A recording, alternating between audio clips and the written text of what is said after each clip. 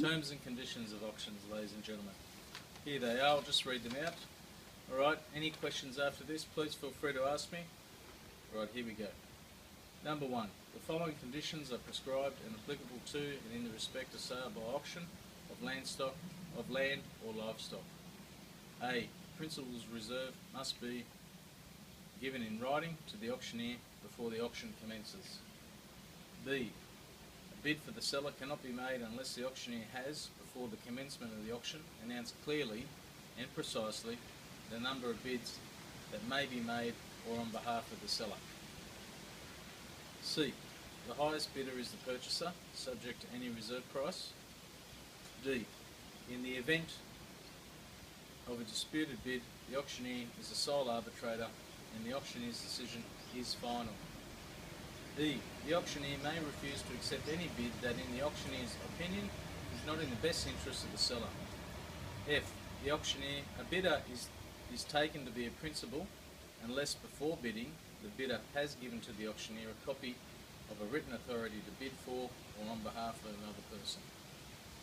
G. A bid cannot be made or accepted after the fall of the hammer. H. As soon as practical after the fall of the hammer, the purchaser is to sign the agreement for sale. 2. The following conditions, in addition to those prescribed by subclause 1 above, prescribed as applicable to and in the respect of sale by auction of residential property of rural land or rural land. A. All bidders must be registered in the bidder's record and display an identifying number when making a bid. B. Subject to clause 2A, the auctioneer may make only one vendor bid at any auction for the sale of residential property or rural land, and no other bid may be made by the auctioneer or any other person. C. Immediately before making a vendor bid, the auctioneer must announce that the bid is made on behalf of the seller or announce vendor bid. 2A, ladies and gentlemen. The following conditions, in addition to those prescribed in subclause 1 and 2, are prescribed as applicable to and in respect of the sale by auction of co-owned residential property or rural land or the sale of such land by a seller or executor or administrator. A. More than one vendor bid may be used to purchase the interests of a co-owner. B. A bid by or on behalf of an executor or administrator may be made to purchase in that capacity. C. Before the commencement of the auctioneer must announce that bids to purchase the interest of another co-owner or to purchase as executor or administrator may be made by or on behalf of the seller. D. Before the commencement of the auctioneer must announce that the bidder register number or any co-owner, executor, administrator or any person registered to bid on behalf or co-owner, executor or administrator. Penalty for convulsive practices. Collusive practices. The following notice is provided in accordance with section 78(3) of the Act.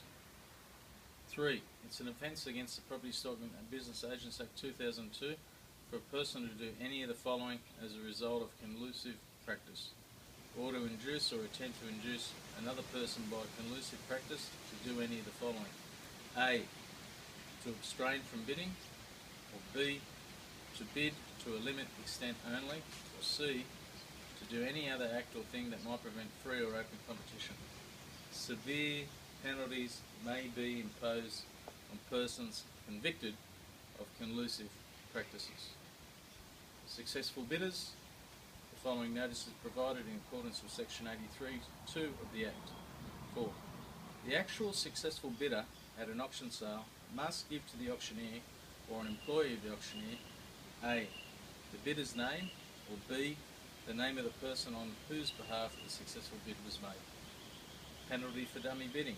The following notice is provided in accordance with section 66(4) of the Act.